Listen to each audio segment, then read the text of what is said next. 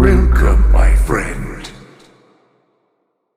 Hey everyone, and welcome to the channel. I hope your day is going well. If you'd like a chance to win a Force FX Elite Lightsaber, drop a like on the video, subscribe to the channel and turn on notifications, and comment below. During the events of Rogue One, Jyn Erso, Cassian Andor, and the others went to the planet of Scarif to retrieve the plans for the Empire's superweapon, the Death Star. As we know, nobody on the ground survived the battle, but the plans were successfully transmitted to the Rebel fleet. The rest is history. But what if things went differently in the movie that have the outcome of Jyn and Cassian making it out alive? Let's take a seat and talk about how things would go.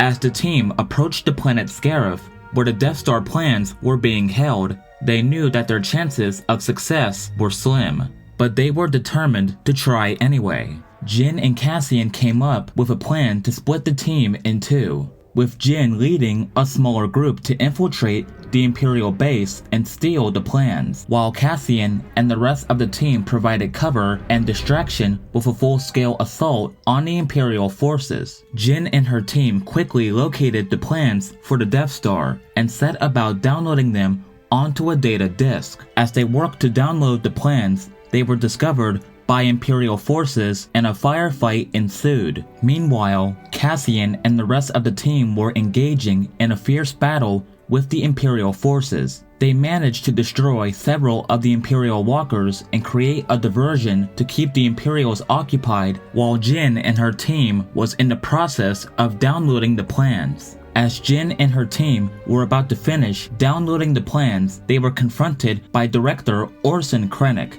the Imperial officer in charge of the Death Star project. Jyn and her team engaged Krennic in a desperate fight, but were quickly overpowered. Just as Krennic was about to kill them, Cassian and his team arrived and managed to subdue him. With the plan safely in their possession, the whole team made their way back to the shuttle and prepared to make their escape. However, they soon realized that the cargo shuttle was too damaged to fly and would not be able to make it off the planet. With no other options left, Jyn and Cassian decided to make a last stand against the Imperials. They activated the shuttle's self-destruct and prepared to fight to the death. As the Imperials closed in, a rebel U-wing arrived and blasted the Imperials away. Then the members of Rogue One would board the ship and leave Scarif. They were hailed as heroes by the Rebel Alliance for their successful mission and their bravery in the face of overwhelming odds. After the events of Rogue One,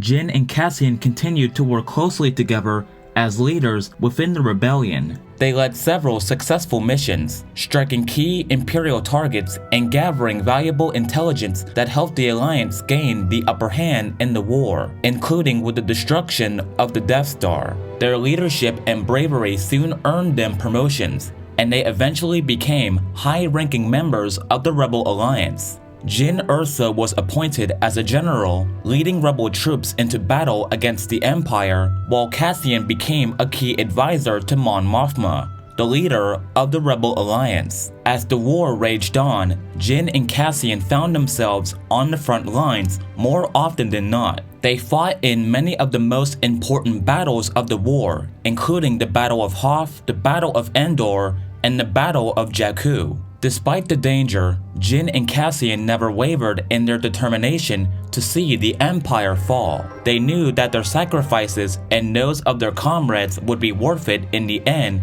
if it meant a free galaxy for all. Their leadership and courage inspired those around them, and many of the soldiers who served under them considered them to be the heart and soul of the Rebel Alliance. Finally, after years of fighting, the Rebel Alliance emerged victorious, and the new Republic was formed. The Empire was defeated, and the galaxy was free. Jyn and Cassian were hailed as heroes, their names long remembered as two of the most important figures in the defeat of the Empire. After the war, Jyn and Cassian decided to retire from military life and start a new chapter. They settled down together on a remote planet and built a life for themselves. They were happy to finally be able to live a peaceful life together, free from the dangers and stresses of war. The galaxy was at peace, until the next threat emerges from the shadows.